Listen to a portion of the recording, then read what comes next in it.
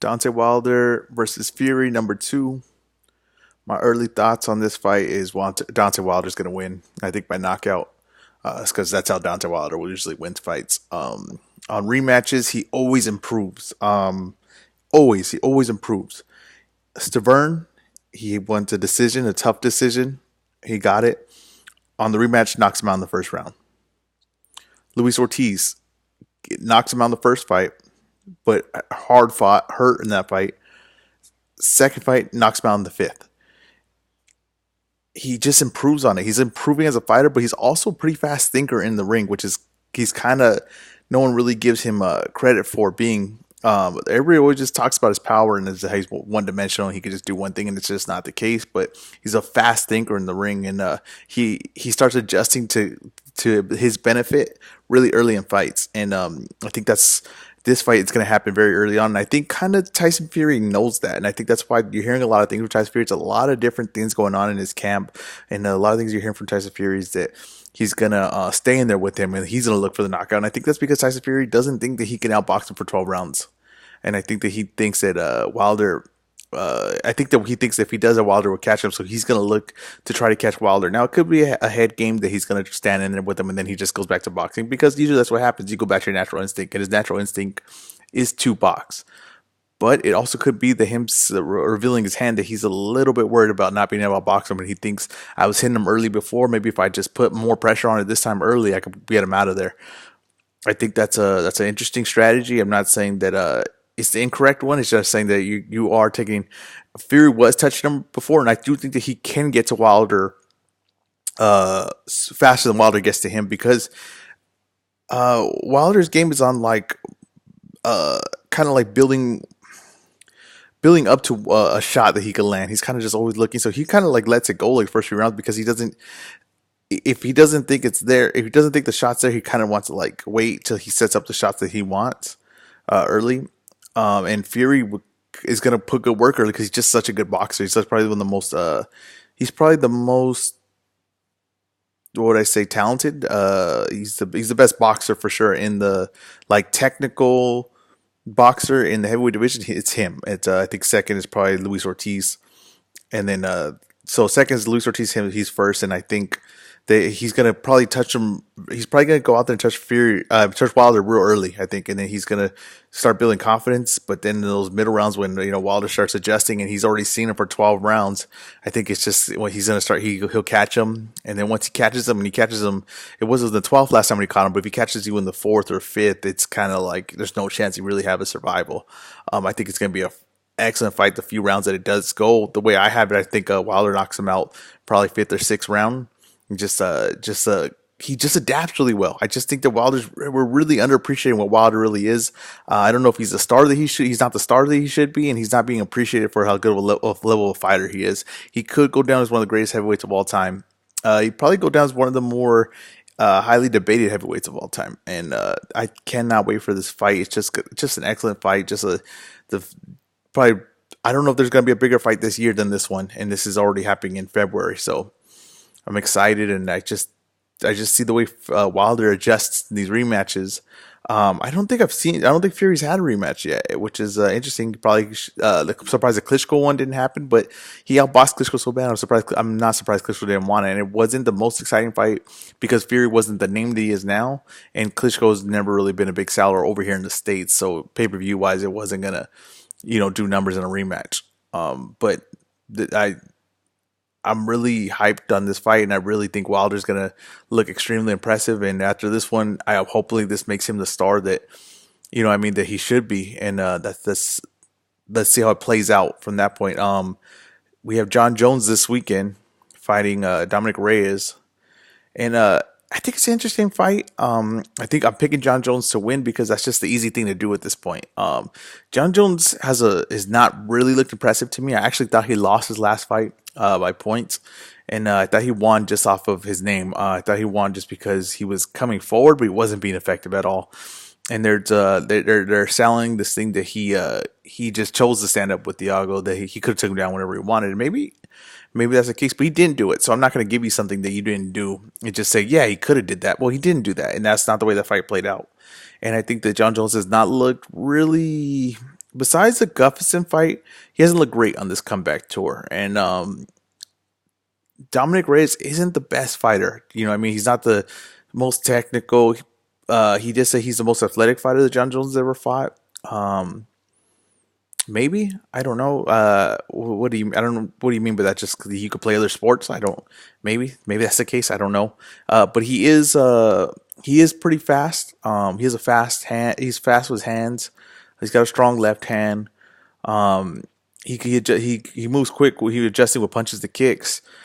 He might be one of the better stand-up guys that Jon Jones has faced in a while, probably since Gustafson. Yeah, probably since Gustafson. But I don't think he's. I just think that when Gustafson didn't have as much in the tank in the second fight, that Reyes still has a lot in his tank. He's probably catching him in Reyes like right before his prime or in his prime. So that's what makes this fight really interesting to me. I think Jon Jones is going to win. I think he will wear him down. I think early in the fight, Reyes is dangerous, but I just think that Jon Jones is really too smart right now. Maybe not the best performance, kind of wears him down. Maybe pounds him out like in the fourth, takes him down and starts putting damage. Maybe gets a submission in the fourth and fifth. No, wouldn't be surprised if it goes decision. But Jon Jones, if he needs someone to make him excited, as the people say, to really show his star making performance, I mean, someone's gonna catch him if you're just lackluster, just fighting these guys. Reyes does have the speed, and he's quick off of he just has explosion still. You know what I mean? He's still fighting a guy that's, like I said, right before his prime or in his prime, and he's gonna be explosive. And it wasn't like, I mean, I think he's a little bit better technical striker than Thiago Santos or the other guys he's been facing recently, besides Gustafson. But like I said, Gustafson didn't have that like extra explosion that he had in the first time they had fought, I feel like. And maybe Jon Jones took that away from him in the fight, which I'm sure he did. He kicked him he took out his front leg. He kind of wore him down. Jon Jones, he's just a really smart fighter, just an excellent, really smart, crafty fighter, and just the physical abilities of being so long.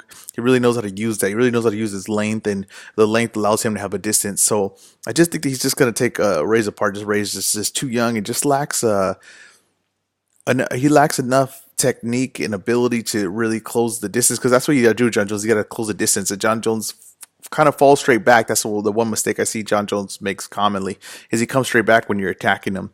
And I don't know if Reyes has that extra step, the extra skill to do the come in one shot and have your legs under you, that you could come back with another shot to follow it up, because that's what he would have to do. He would have to, when he jumps in on Jon Jones with a left hand, Jon Jones moves straight back. Don't just stop there. Follow up with 2 or 3 more shots, but balanced shots. Don't fall in to where Jon Jones gets a hold of you, takes you down, and then that's probably game over for Reyes.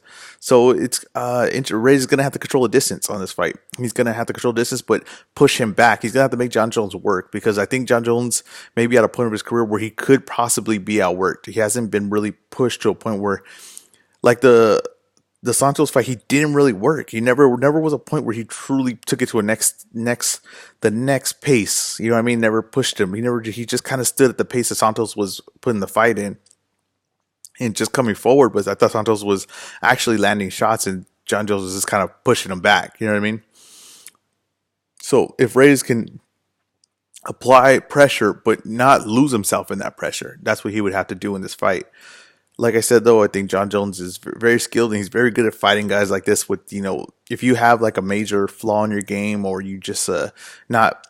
There's like one thing you're doing, your balance is off, or you jump in, or you think Jon Jones makes you pay for that. He's just such a smart, like, veteran fighter. He just reminds you a lot of like older Hopkins. Like, just you make a mistake, he catches you on it, and just it reminds you a lot of Tarver in boxing. Like Tarver, like he just smart. Just I don't know if he's truly great at everything. That's anything, you know what I mean? Like, I don't know what is Jon Jones great at. He's just so smart, and he's just so technically sound in everything. He's just technically sound in everything. That's just, and I think the great at his attribute is his length. Maybe that's the thing he's great at, just being long, and just being so good at. He's really good at everything, but I don't think he's great at anything. And I know people will probably be really pissed that I said that, but I don't think so. I don't think he's great at anything, but I just think he's really good at everything. And that's. I mean, that's a lot, kind of like George St. Pierre. I mean, that's a lot of great fighters are like that. A lot of like excellent fighters are really like that. They're just well rounded at everything, and you do one thing good, then they take the other thing away from you. So hopefully we get classic Jones performance, because I would love to. There's a lot of fights coming out that you really could get excited for, like the Israel Adesanya. He's talking about going to heavyweight and Miocic, which I would love to see. I just think that Jon Jones never really took in big chances in his career. I think that I really stopped him from becoming the star that maybe he could be. His personality hurts him too, and just the things he's done in the past that I think have hurt him. And but I just think he was always a step behind. He didn't take the chances that Connor took. He just never took the chances that any of these guys. I mean, Jon Jones was around way before these guys, and he never won and got two belts. Like, and these guys now, everyone does it, and Jon Jones still hasn't done it. Like, and I understand that the weight divisions are very drastic, but if you're that special, you got to take chances, I think. And Jon Jones just truly never took in the chances. And now I think that there's a point in his career where he kind of has to. And I just think that if he wants to solidify and collect on the money that he's missed out on before, I think that's the thing. And him and Miocic would be a very, very interesting fight. I think people want to see it. Him and Francis would be a very interesting fight. People would be really hyped to see it. And I think that those are his mega fights that, besides the DC, that he can have, because Jon Jones really, to me, isn't like a Conor McGregor, or he's not like a Ronda Rousey or a Brock Lesnar, or not even like a GSP. It's just that I don't feel the same excitement as when he fights. Now, maybe the numbers say differently and he sells and everything. I'm not really sure because I'm not looking at that, but just like a feel, right? I don't feel the same excitement when Jon Jones fights that I feel when Conor fights, or when I feel like when a Floyd Mayweather fights, or when I feel like when a Canelo fights. But I feel like the way he dominates, he probably should be there. And I just think it's because not taking chances. If he were once a heavyweight, I think he'd be way bigger star than what he is now. And I think that Jon Jones is a star now, but he could be a way bigger star. So we'll see how that fight plays out. There was a interesting little conversation I had. I got DM'd by Josh Thompson, who I did talk about on my last podcast regarding his take on Stephen A. Smith. And the clip that he saw, I don't know if he saw the podcast. I doubt he did. But the clip that he saw was me saying about him saying that Don Cerrone might beat up Stephen A. Smith if he sees him, because he talked like that. And I don't think that's an unreasonable take to take, that's a ridiculous thing to say. He's a professional and he has to act professional. And Stephen A. Smith has a job, and that job he's talking about the fighters, and that actually makes the fighters money to be talking about them. Whether good or bad, it brings attention to the sport. And Stephen A. Smith has a following that people watch. And I know Joe Rogan says that he doesn't belong in MMA, whatever, but I mean, we all, the sports that get bigger is going to have guys commentating today. Don't just do that sport. You know what I mean? That's how sports have been throughout time. Right. Well, Josh Thompson's DM'd me. First is, I think, podcaster Dave, which does his podcast, is a producer of his podcast. He left like an emoji, hand covering his face, just shaking his head on my opinion, I guess. So such a ridiculous opinion, I guess, to say that, a grown man a fighter can't beat up a journalist for having an opinion. But I guess that's a ridiculous thing to say.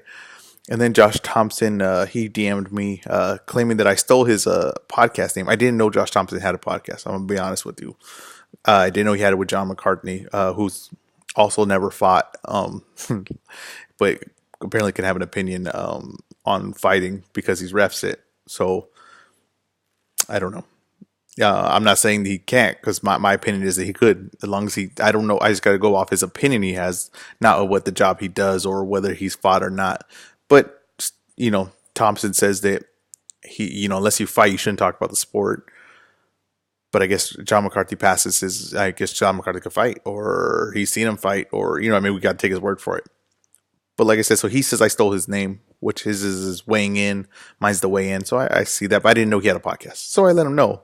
Josh didn't even know he had a podcast. And then I told him, you also, so he said I was using his podcast name to get viewers. And it's like, Josh, I only have about 10 viewers right now.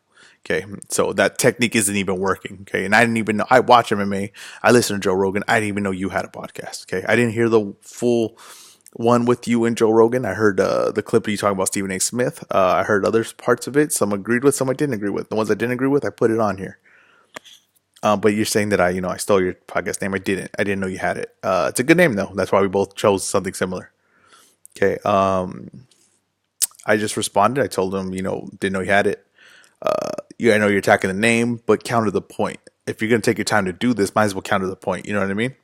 And I took a picture of it. Because, Josh Thompson responded, and for me, it is attention. So of course I'm gonna take that chance, and that he took the time out there. So I didn't know if he wasn't gonna take a picture of it and be like, look, I had to school this guy or something, whatever. So whatever, he could have did that. I did it. I took a picture of it. He was trying to. I seen him typing. The three dots were popping up, and then it kept going away, and then it popped up again. So he was doing that for a few minutes, but then once he saw me take a picture, he just decided to block me.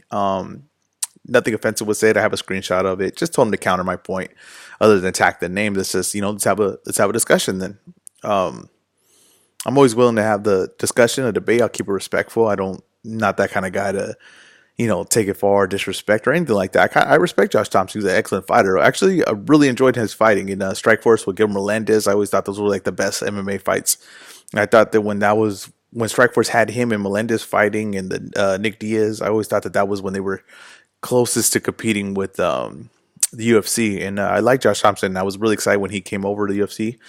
His opinions, fight wise, they're not really bad. From what I've heard on Joe Rogan and some other things I've seen him in, they're not bad. I just think he had a bad take on the Stephen A. Smith one, and I kind of think he's using it to gain a little notoriety for his podcast, which isn't a bad thing because now that he responded to me, I'm kind of doing the same thing against him. I'm not even sure it's going to work, but like I said, it's not a bad thing. But if you're going to use it, you better believe what you're saying, and you better be able to back what you're saying. And to what he's saying about like these guys will punch you if you have an opinion against them, it's just a really stupid thing to say, in my opinion.